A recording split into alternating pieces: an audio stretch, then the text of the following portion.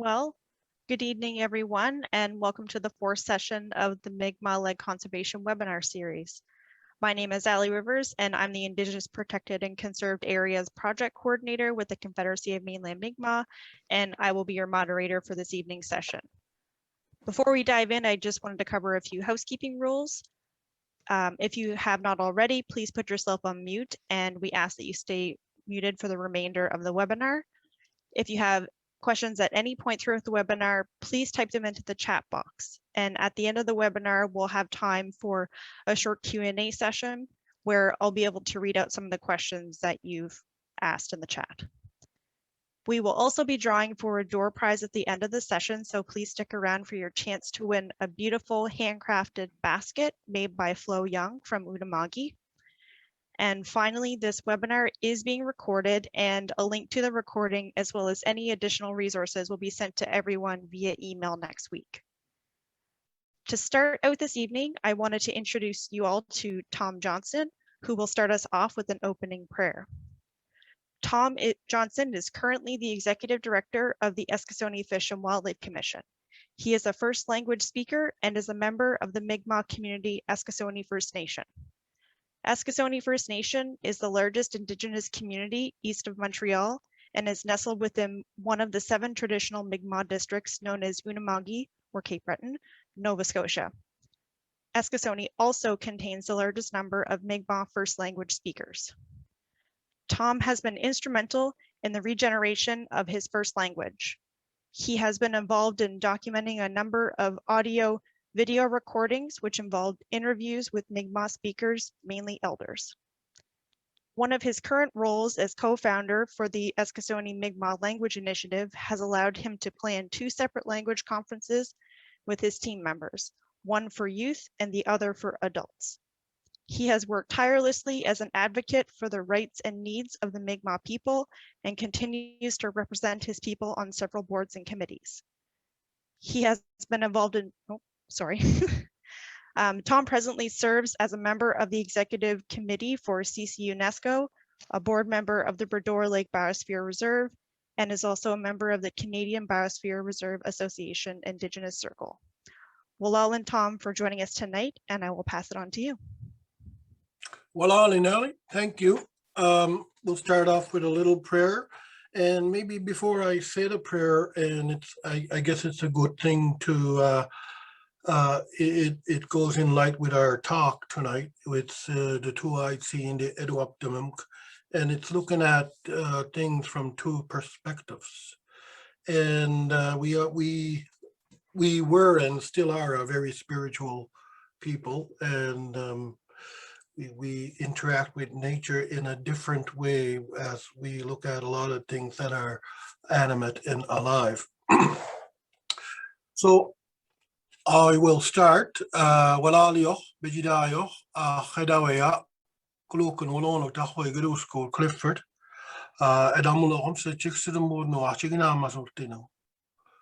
I want to thank you all for participating in tonight's talk, and you will enjoy Clifford's talk and learn on the two-eyed seeing perspective, or better known as Etuaptmunk. Wela'liek, thank you. Wela'liek again, Tom, for starting us off in the right way tonight. And I would like to now introduce our presenter for tonight's session, Clifford Paul. Clifford Paul is the Moose Management Coordinator with the Unama'ki Institute of Natural Resources. He comes from the First Nation community of Membertou, a father of 5 adult children, a grandfather to 11 grandkids, and soon to be a great-grandfather in early August. Exciting news. Congratulations, Clifford. Thank you. Clifford is a recognized knowledge holder, Indigenous food provider, and a practitioner of the two-eyed seeing model. Clifford weaves the strengths and tenets of traditional knowledge with modern Western scientific knowledge to help build management for moose and moose habitat in Unama'ki. He works closely with the Mi'kmaq provincial and federal governments to set a strong standard for co-managing natural resources in the province. Wela'liek, Clifford, for joining us tonight, and I'll pass it over to you. Oh, thank you very much. It's an honor to sit with this crowd here today. I'm really very animated in my presentations, and you use a lot of body language to say what has to be said. And I have to work a little harder to get my message across through this type of form, through these ways. But I prefer to meet in person. I usually have this big PowerPoint presentation. It's very colorful. It has a lot of photos. It shows what traditional knowledge is all about at the grassroots level. But I could never send it anywhere because I'm a photographer, and there's 120 slides and they're all full of it's too big a document to send anywhere. So, I have to work even harder now to get my message across. But just like what Tom said, there's a spiritual element attached to two-eyed seeing. And I'm pretty sure you heard those lessons when Carrie spoke about, did he talk about Msit Nogama? Yes. So, that Msit Nogama, that we're at the end of her prayer where we say all my relations, it does not just necessarily include my future generations, my past generations, my aunts, my uncles, my brothers, my sisters, my grandchildren, my great-grandchildren, all those people, all my ancestors. It also includes, because I am from this land, a connection to the mountains, the streams, the birds, the mammals, the fish and insects, because we are made up of all those particles and we share the same ecosystem. So if you learned anything from Carrie, that Msit Nogama identifies me as a member of this ecosystem, as an Ilnu of this land, the human being that lives within this ecosystem. And from there, we honor spirit. Everything that casts a shadow has spirit. Everything that has spirit deserves respect.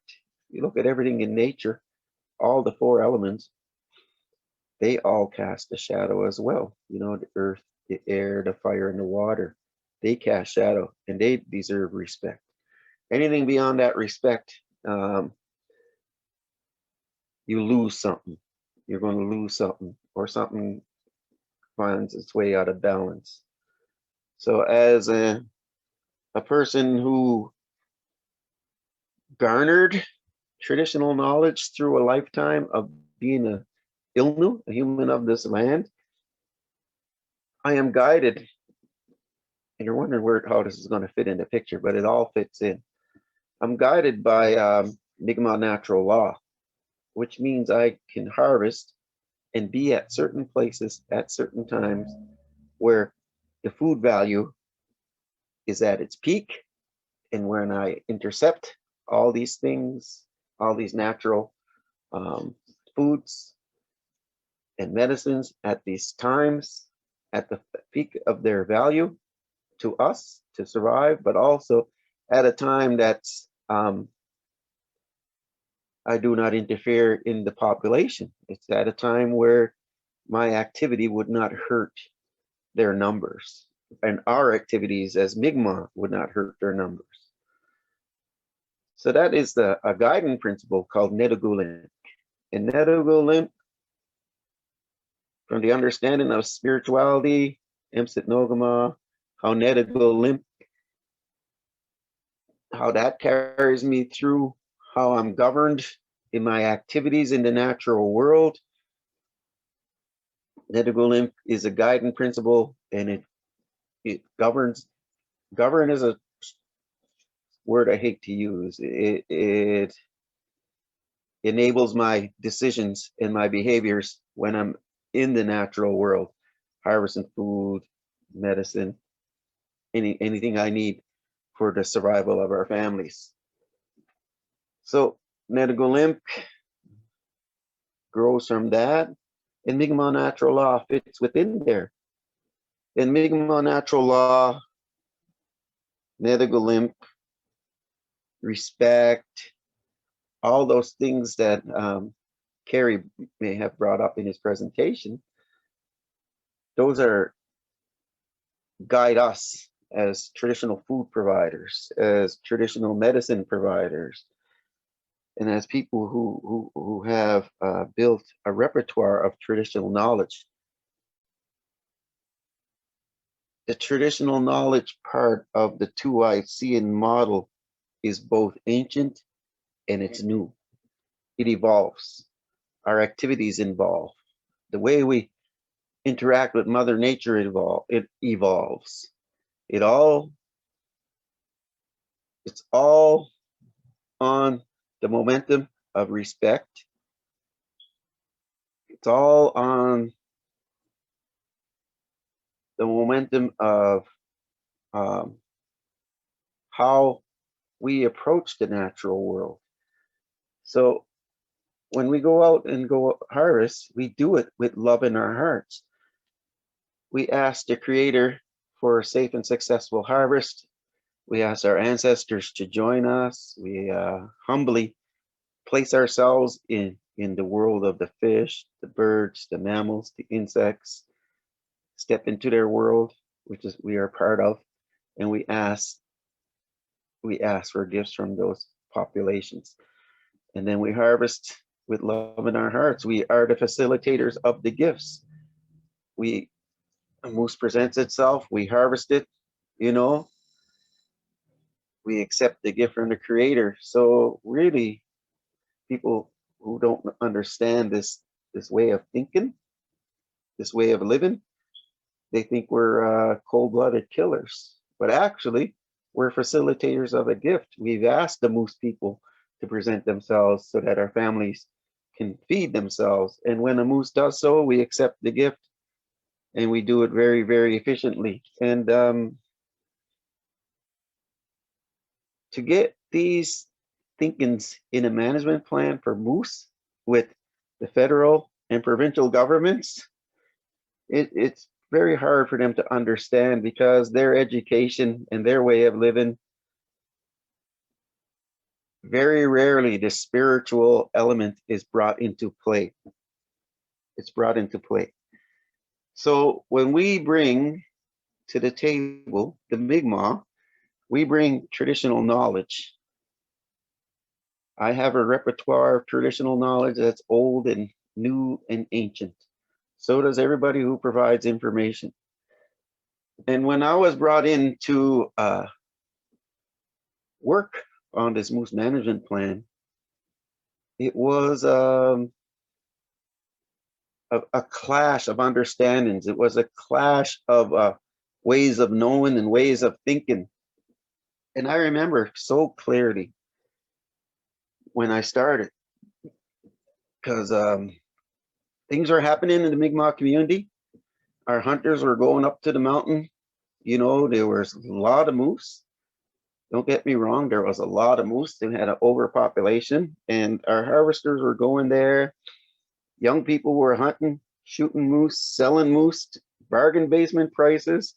They were going up there with non-natives and extending their right, basically prostituting their status cards and saying, "Oh, you can hunt with me, buddy. I got my status card."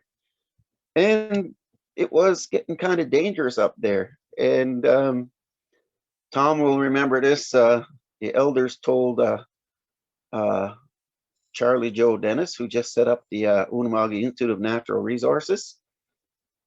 The elders told Charlie, they said, "You know what?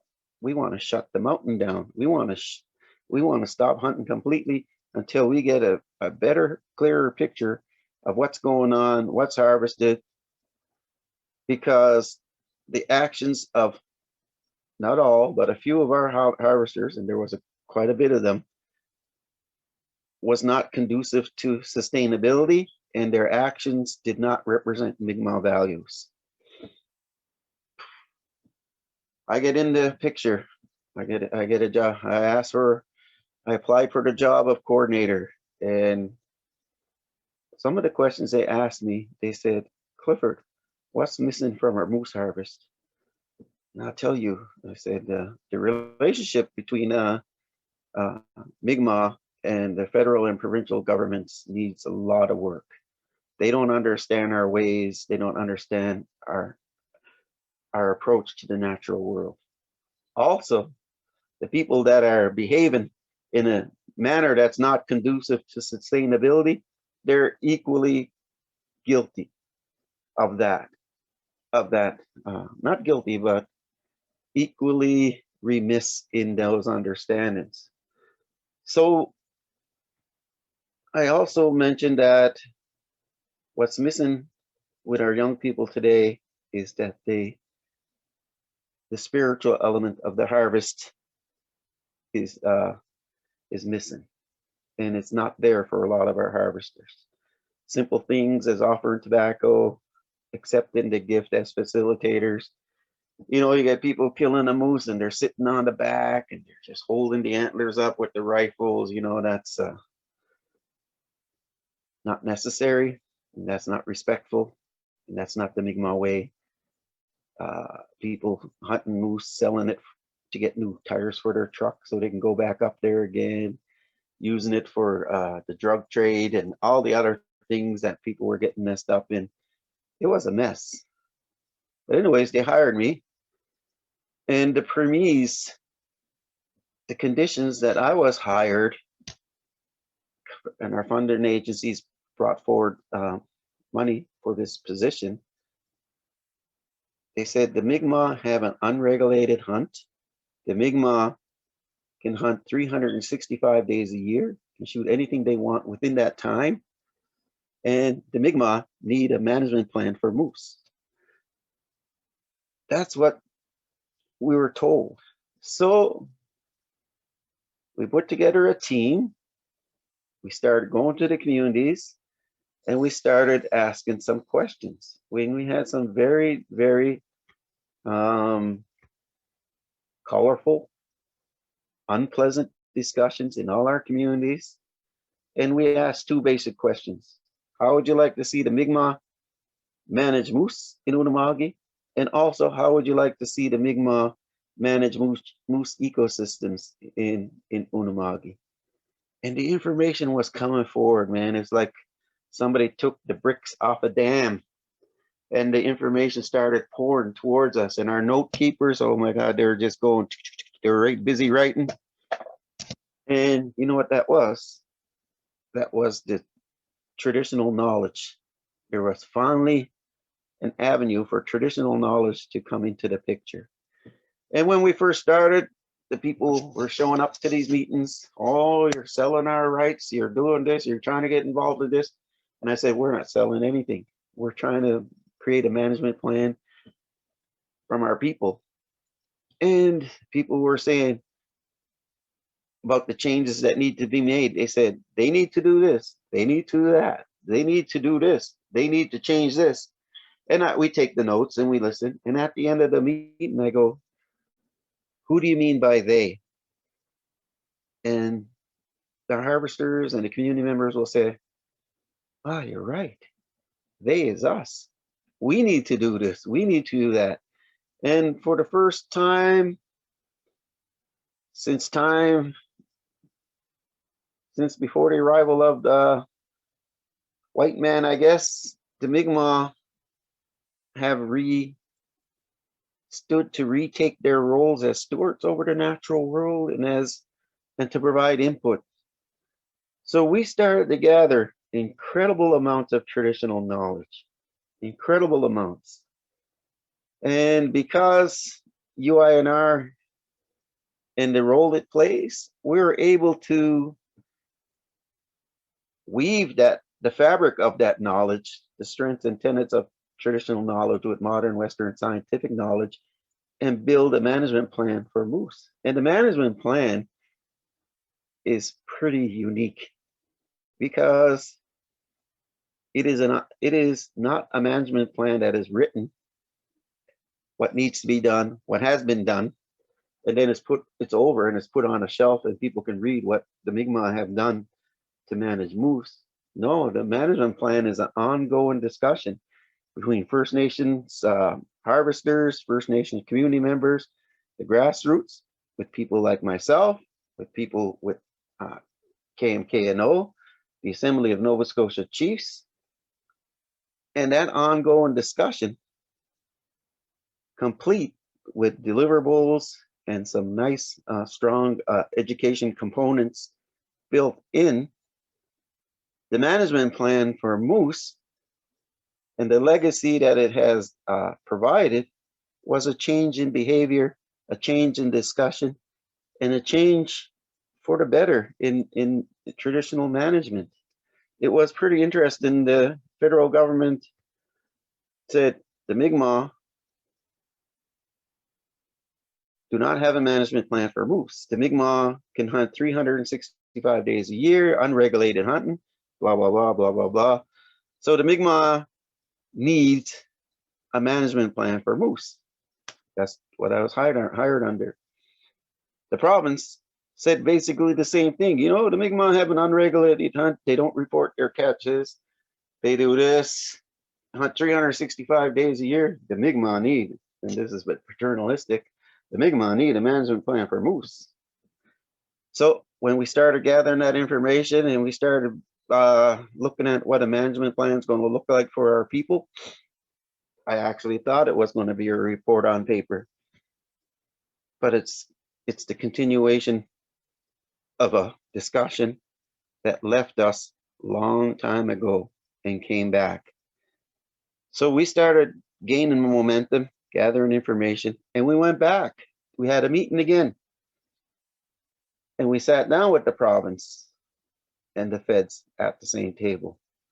And we asked the province, okay, we're gathering information. We're getting a good grasp of traditional knowledge. We want to build that into a management plan where we can weave the strengths and tenets of modern Western scientific knowledge with our traditional knowledge. Okay, my province brothers and sisters, what do you have in your management plan that's going to assist us, the Mi'kmaq, in our management plan? So the province said, oh, you know what? We do not have a management plan.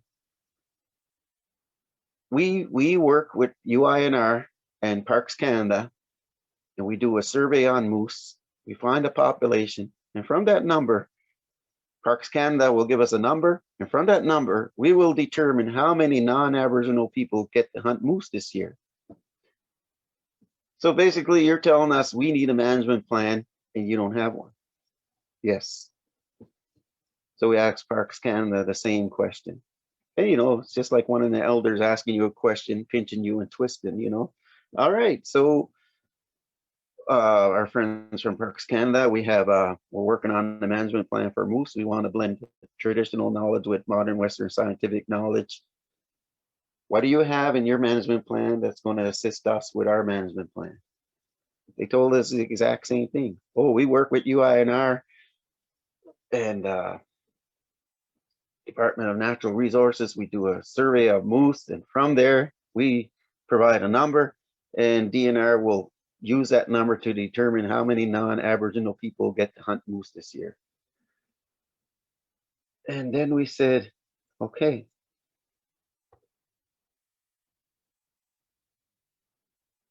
we said, you told us we need a management plan.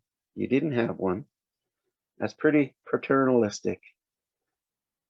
A moose in the Cape Breton Highlands is not a Parks Canada moose. It's not a Nova Scotia moose, and it's not a Mi'kmaq moose. A moose is a moose is a moose.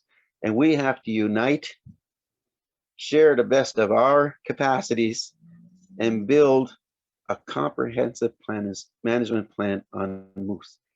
And let's approach our work in that comprehensive manner. And it's pretty interesting. Because we had the momentum of visiting our communities and gathering traditional knowledge, because we responded to what needed to be done in management, the Mi'kmaq very quickly took the lead. We took the lead in how this management plan is going to look and how this behavior between us, the federal and the provincial government, how we're going to weave the best of our capacities to help build a management plan for moose and moose habitat in Unama'ki. And we found that it's hard for the federal and provincial government to work together. They all have their regimes. So a comprehensive management plan on moose is based on the Mi'kmaq, how the Mi'kmaq are going to work with the province, share the best of our capacities to get some things done, do some good work, provide some solid deliverables, provide some solid and beautiful illustrated education. We take that relationship forward and we move forward. And we also do the same with Parks Canada. We share the capacities, we work together, we combine our science and traditional knowledge, and we move and propel that relationship forward. So when you're thinking of co-management of moose and Unama'ki, oh, that's a great thing that you're working with all three together. It's hard to work with all three together. So we push the envelope with each government at a light pace and at a level that's comfortable with them and comfortable with us. And we moved it to a very high level. We've done some incredible things in the last decade and a half that I've been on this portfolio. And the biggest thing is the change in our harvesters who accept responsibility for their actions, accept responsibility for the ecosystems, and accept that responsibility of being good stewards. Albert Marshall told me very early, you know, Clifford, it's not all about our rights. We fought very hard for our rights. A lot of blood was shed to protect those rights. And we took a long time to prove to Canada that our treaties are valid, existed, and still in force. He says, but the most important thing for you to understand is what are those responsibilities that come with those rights? It's like having a superpower, you know? What are your responsibilities that come with your powers? And I was working on harvest in the national park, a 4-year project. We encountered some incredible difficulties and we were able to work together. We had a protest and it was pretty dangerous. And we had to stop it for a moment and we had to regroup. Our chief stepped in, our elders stepped in, our warriors were ready to step in, and we went back to work. Albert sat down with me and told me, Clifford, I want to show you how to explain this without sounding biased or racist. And I'm like, yes, I need that. He says, picture Nova Scotia as a playing field, and the game is a chessboard. He says, the Mi'kmaq are the chess players of this province. We have our own rules, we have our own regulations, and we have ways and means to play the game of chess on this playing surface, province of Nova Scotia, and the waters of Nova Scotia. That is, the Mi'kmaq are the chess players of the province. We have that playing surface, and we have our own rules and regulations that govern and guide our way of approaching this game. It says Nova Scotians, on the other hand, are the checker players. They share the same playing surface, and they have their own sets of rules and regulations which guide their privileges to play on this playing surface. And you have a situation of what's going on in the national park where you're doing a hunt and non-natives want to get in on it the way they think fit. He says the checker players can't get into the game of the chess players because there's laws, there's privileges, and the big difference is between rights and privileges. And he says, use that. Then he tells me, before you use that, good thing I got a good memory, man, because Albert's so animated.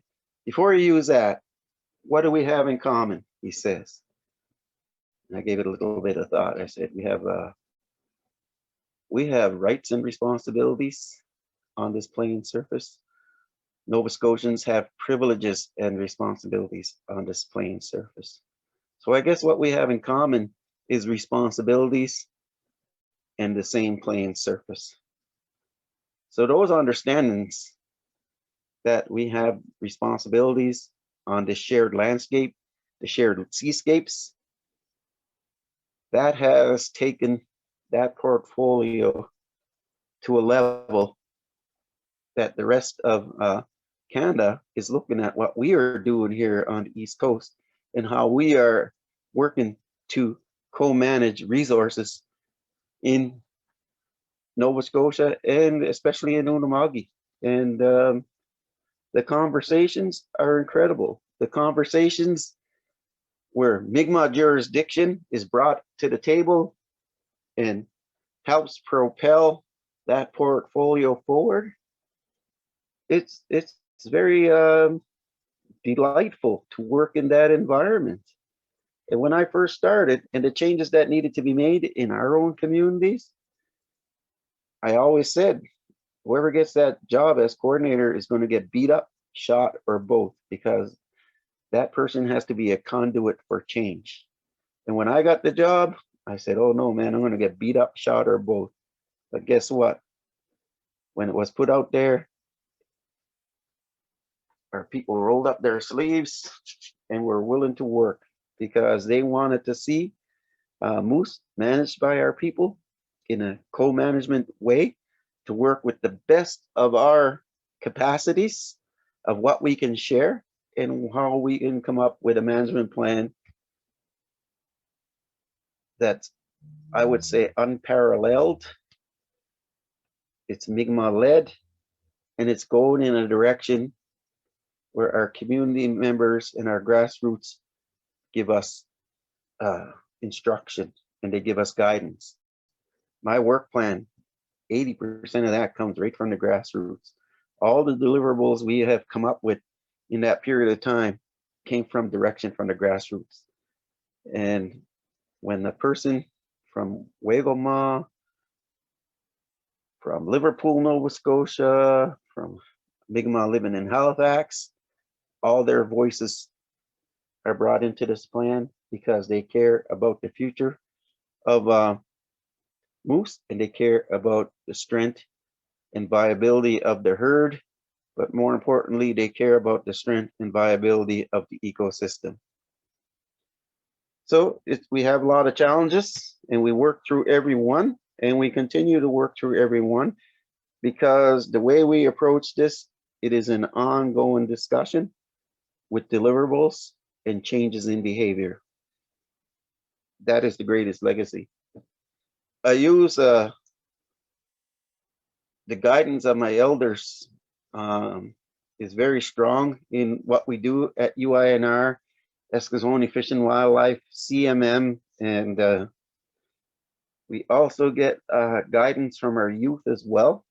Our youth have avenues and ways to bring in how they like to see moose managed in Unama'ki, natural resource managed in Unama'ki, and in the province of Nova Scotia. So we're very lucky to have these organizations doing these types of work. And when I got into this role, I thought I would have to write a management plan, get a paper done in 5 years, and leave. Really, it's the incorporation of a lifestyle, a natural resource lifestyle where we're Indigenous food providers, we're Indigenous environmental protectors, and we use traditional knowledge to help this portfolio move at the pace it has moved. It's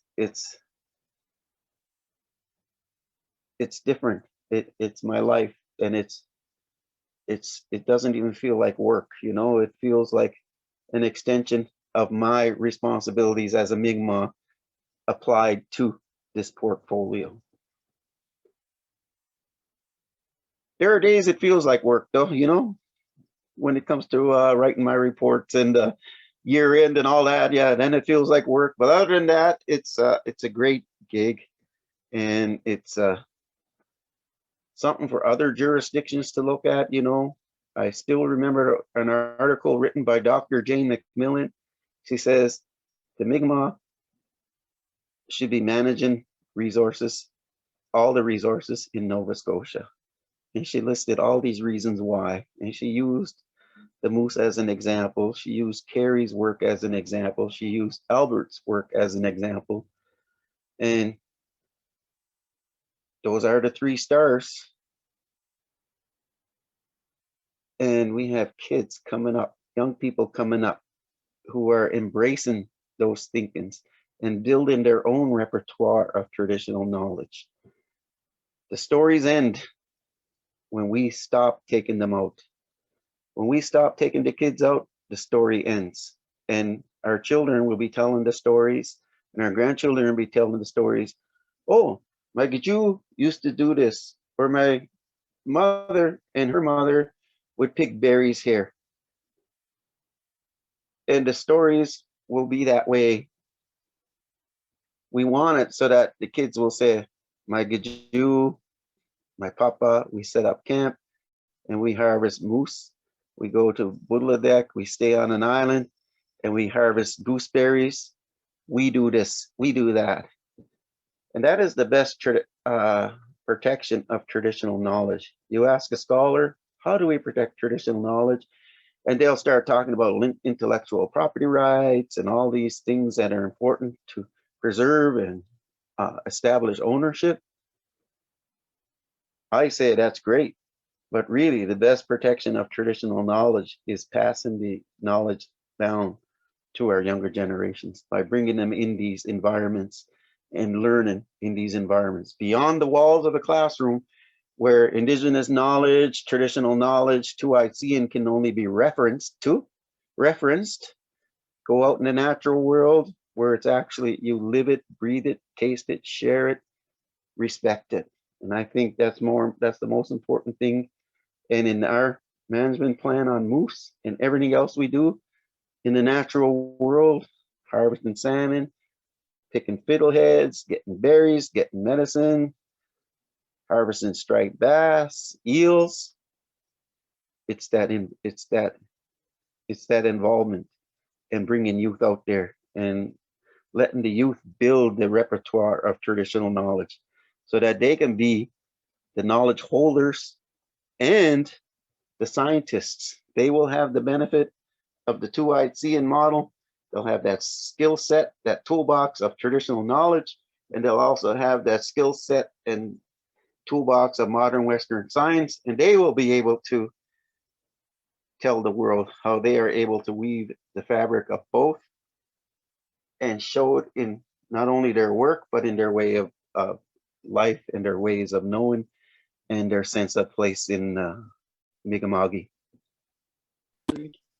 Wela'liek, Clifford, from all of us, what a great note to end on. And again, thank you so much for sharing your knowledge, experiences, and your stories with everyone tonight.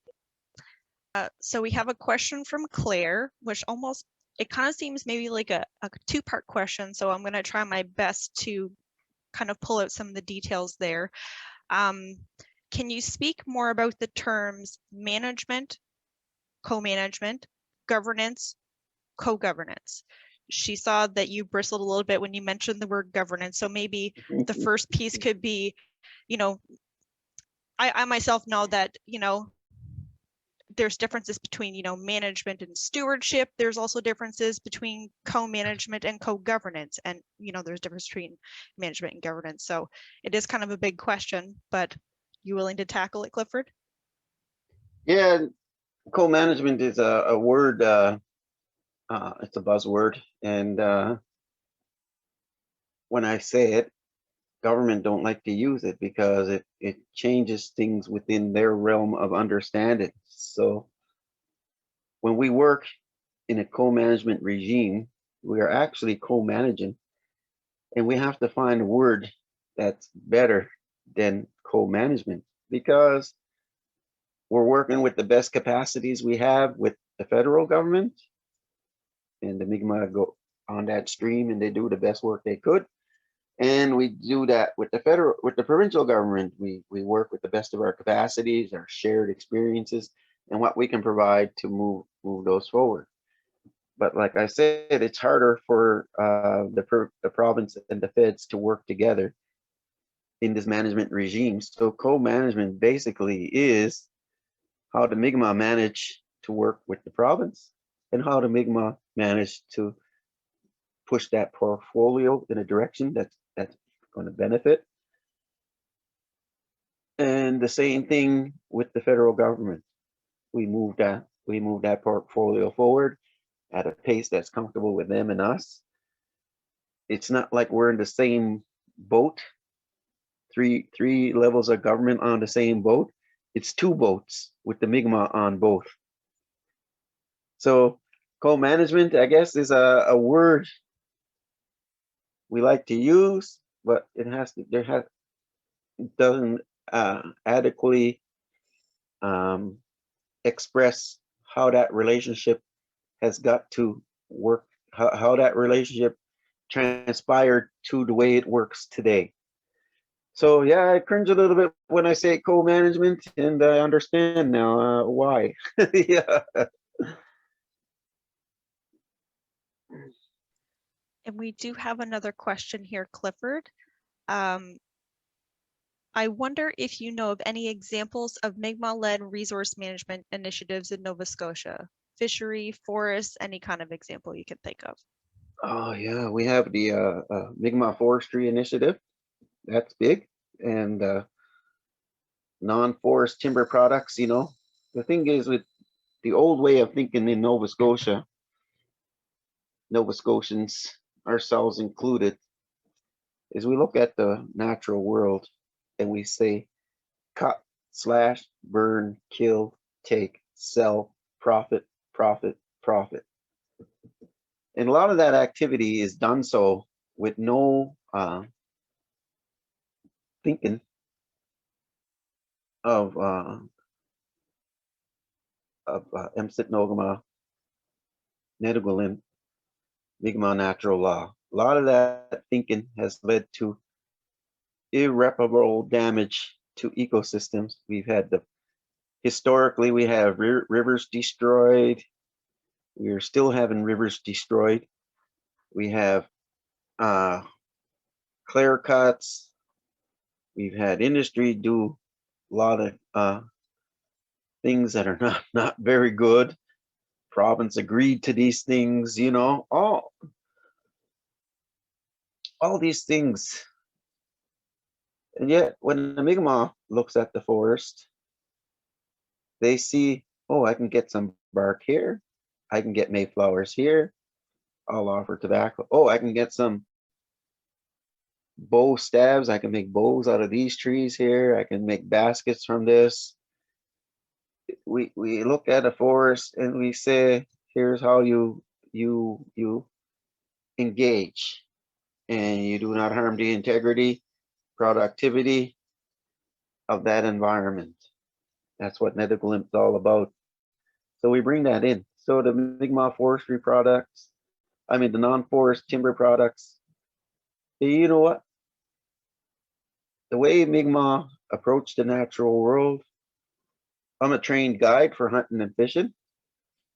And I would love to see a day where me and my brother can set up teepees or wigwams on a riverbank, get clients from Texas, Paris, Germany, Japan, bring them into the teepees, tell the stories, sing the songs, get up at just before sunrise, jump in the canoe, go down the river, see a moose, and shoot that moose with a camera instead of a gun. I would like to see more Mi'kmaq thinking in these decision-making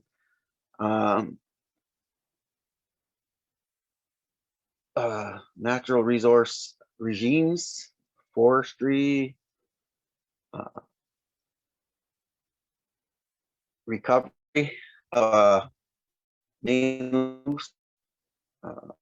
pine marten, all these things. They have to bring in more Mi'kmaq thought and more Mi'kmaq involvement. Today, You know, you have moose people making moose decisions. You have pine marten people making pine marten decisions. You have salmon people making salmon decisions. You have forestry people making forestry decisions. Stream restoration people making stream restoration decisions. Bee people making bee decisions. And there's no collaboration between those managers. The portfolios are put in pigeonholes. And there's no communication. An ecosystem thrives on the communication of every member within that ecosystem. So if we're going to manage ecosystems in this province, we have to communicate. And there has to be a better understanding of what our roles and responsibilities are. And that has to be shared between government, industry, learning institutions, and the Mi'kmaq community as well. So there's a lot of work ahead of us. It's a change in a way of doing things that doesn't necessarily involve cut, slash, burn, take, keep, kill, profit, profit, profit. I hope that answers that question and beyond. But Mi'kmaq led, I think that's where we need to be going. And it's just by luck that the Mi'kmaq were able to take the lead on moose management in Unama'ki. By the stroke of luck that we were able to gather our traditional knowledge, put it all together, and start moving forward. Moving with such momentum that they had to look at us as equal, and that we have capacities that we can share with them, and vice versa. Wela'liek and Clifford.